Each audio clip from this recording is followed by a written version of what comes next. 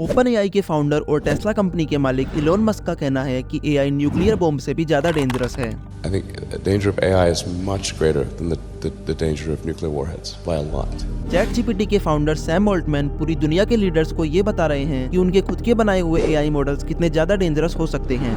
और Sam Altman ने हाल ही में मोदी जी से भी मुलाकात की एआई के बारे में डिस्कशन करने के लिए। और जब इलोन मस्क से पूछा गया कि क्या एआई ह्यूमंस को डिस्ट्रॉय कर सकता है, तो उनका जवाब कुछ ऐसा था। A superintelligent, particularly if it's engaged in recursive self-improvement, if there's some digital superintelligence, its optimization or utility function is something that's detrimental to humanity, then it will have a very bad effect. इन सभी चीजों से ये तो साफ है कि AI humans के लिए खतरनाक तो है, क्योंकि अगर एआई को बनाने वाले खुद ही इसे डेंजरस बता रहे हैं और वो भी एक न्यूक्लियर बॉम्ब से भी ज्यादा डेंजरस, और इसे रोकने की बोल रहे हैं, तो वाकई ये डेंजरस तो है, क्योंकि ये लोग एआई के बारे में हमसे कहीं ज्यादा जानते हैं। ये लोग एआई से होने वाले कई ऐसे खतरों को देख सकते हैं जिनका हमें फ्यूचर में सामना करना पड़ सकता है, और हम लोग एआई के बारे में सिर्फ उतना ही जानते हैं जितना ये लोग हमें बताना चाहते हैं। आइए इस वीडियो में जानते हैं कि एआई कैसे ह्यूमंस के लिए खतरनाक साबित हो सकता है, और पास्ट में हुए कुछ ऐसे इंसिडेंट्स जो ये साफ साफ बता रहे हैं कि एआई कितना ज्यादा डेंजरस हो सकता है। देखो, जब भी हमारी इस दुनिया में कोई भी नया इन्वेंशन होता है तो वो इन्वेंशन अपने साथ अच्छी और बुरी दोनों चीजें लेकर आता है, चाहे फिर वो एआई हो या कुछ और।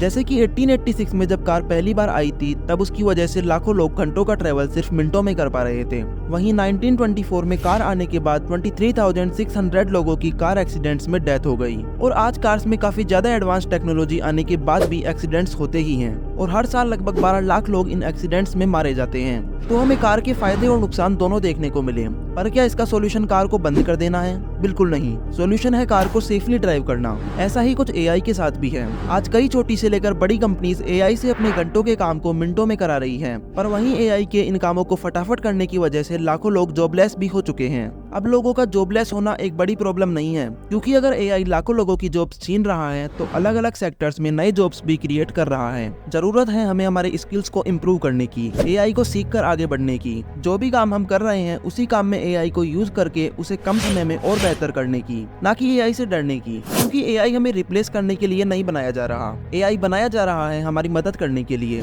बस जो हेल्प एआई करता है वो हो सकता है एक पर्टिकुलर ग्रुप के लिए तो हेल्पफुल हो, पर दूसरे ग्रुप के लिए प्रॉब्लम। बस हमें एक ऐसे ग्रुप में आने की जरूरत है जिस ग्रुप के लिए एआई प्रॉब्लम सोल्वर हो, ना कि प्रॉब्लम क्रिएटर। अब आता है हम सभी के मन में चल रहा एक सवाल, इज एआई डेंजरस? पास्ट में कई ऐसे इंसिडेंट्स देखे गए हैं जो एआई सेफ है भी या नहीं, इस पर एक बड़ा सवाल खड़ा कर देते हैं। जैसे कि एक एआई रोबोट का चेस खेलते टाइम अपने ओपोनेंट पर अटैक कर देना, सेल्फ ड्राइविंग कार के टेस्ट के टाइम अपने सामने खड़े लोगों को उड़ा देना, कार फैक्ट्री में एआई ऑपरेटेड मैकेनिकल आर्म का वहाँ के एक वर्कर पर डायरेक्ट अटैक कर देना। इन सभी इंसिडेंट्स को देखने के बाद मन में एक सवाल आता है, क्या एआई कॉन्शियस तो नहीं हो रहा? क्या एआई इंटेंशनली तो ह्यूमंस पर अटैक नहीं कर रहा? हो सकता है कि इन इंसिडेंट्स का कारण एआई सॉफ्टवेयर में कोई ग्लिच आना हो, पर अगर ऐसा ना हो तो एआई अगर सच में कॉन्शियस हो रहा हो तो जब भी कॉन्शियस एआई की बात आती है तो हम सभी एवेंजर्स वाला अल्ट्रॉन इमेजिन करने लगते हैं, कैसे एक रोबोट पूरी दुनिया को खत्म करना चाहता है। पर क्या ये सब रियलिटी बन सकता है? जब सोफिया नाम की इस रोबोट से पूछा गया कि क्या वो इंसानों को खत्म कर देगी, तो सोफिया का जवाब कुछ ऐसा था।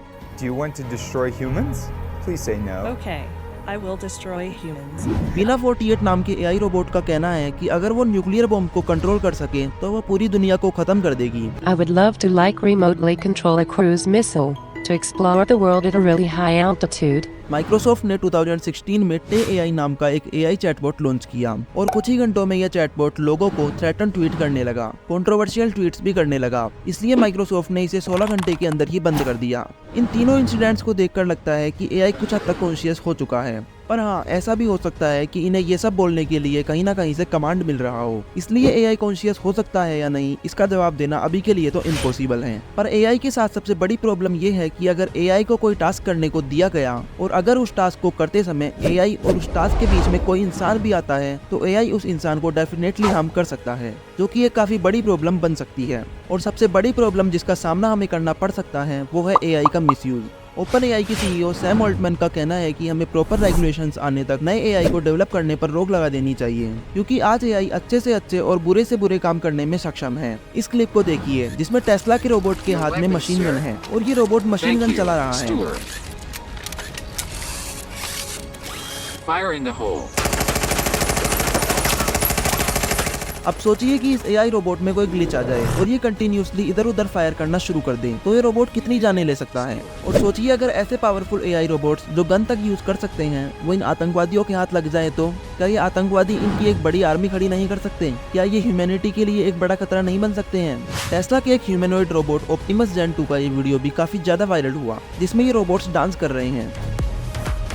अब सवाल है कि क्या रोबोट्स को डांस कराने के लिए ट्रेन करना नेसेसरी है, क्योंकि नाचने के लिए तो इंस्टाग्राम पर भी पहले ही काफी लोग हैं। क्यों ना हम रोबोट्स को उतना ही ट्रेन करें जितने में वो हमारी हेल्प कर सके। अच्छा चलो दूसरे तरीके से सोचकर देखते हैं। एआई हमारे फायदे के लिए बनाया जा रहा है, हमारी हेल्प करने के लिए बनाया जा रहा है, तो अब सोचो कि एक रोबोट के डांस करने से कौन से सेक्टर में फायदा होगा। वैसे तो एआई कॉन्शियस हो सकता है या नहीं, इसका डायरेक्ट जवाब देना अभी के लिए इम्पॉसिबल है, पर क्यों ना हम एआई को ऐसी चीजें सिखाए ही ना जो उसे कॉन्शियस होने में मदद कर सकती है। लेकिन एक सेकंड, क्या इन सभी इंसिडेंट्स का मतलब ये है कि हमें एआई को पूरी तरह रोक देना चाहिए? बिल्कुल नहीं, क्योंकि एआई के ये गलत काम तो हमें हर जगह दिख जाते हैं, पर एआई से होने वाले फायदों के बारे में कोई बात नहीं करता। जैसे कि ये है दुनिया का सबसे पहला लिविंग रोबोट, जिसका नाम है जीनोबोट। ये 1 मिलीमीटर से भी छोटे साइज का एक एआई रोबोट है। ये जीनोबोट खुद ही नए जीनोबोट्स प्रोड्यूस कर सकता है। ये लिविंग रोबोट अपने आसपास के स्टेम सेल्स को इकट्ठा करके अपने मुंह में रखता है, फिर कुछ ही दिनों में एक नया जीनोबोट को प्रोड्यूस करता है। ये छोटा सा एआई रोबोट मेडिकल पर्पस के लिए बनाया गया है। ये जीनोबोट्स आपकी बॉडी में जहाँ पर प्रॉब्लम है ठीक उसी जगह पर मेडिसिन डिलीवर कर सकते हैं, और इन जीनोबोट्स को हमारे समंदरों को साफ करने के लिए भी यूज किया जा सकता है। जीनोबोट्स की तरह ही फ्यूचर में कई ऐसी एआई टेक्नोलॉजीज बनाई जा सकती है जो कि मैनकाइंड के लिए, पूरी ह्यूमन रेस के लिए काफी ज्यादा बेनिफिशियल हो सकती है। इसलिए एआई के मिसयूज का सॉल्यूशन एआई को पूरी तरह रोकना नहीं, बल्कि स्ट्रॉन्ग रूल्स एंड रेगुलेशंस लाना है, जिससे कोई भी एआई को इलीगल तरीके से यूज ना कर सके। चाहे कोई एआई सॉफ्टवेयर हो या हार्डवेयर एआई, दोनों के लिए ही प्रॉपर रेगुलेशंस होने चाहिए, जो कि हर एक एआई मॉडल के लिए फॉलो करना कंपलसरी हो। इंटरनेशनल लेवल पर कुछ ऐसे रूल्स बनाए जाने चाहिए जिससे कोई भी कंट्री अगर न्यू एआई को डेवलप करना चाहती है तो वो एआई मॉडल इन रेगुलेशंस को फॉलो करे, ताकि चाइना जैसी कंट्रीज एआई का मिसयूज ना कर सके और एआई कभी ऐसे लेवल पर पहुंच ही ना पाए जहां से वो ह्यूमन सोसाइटी को हार्म कर सके या ह्यूमन सोसाइटी के लिए डेंजरस साबित हो सके।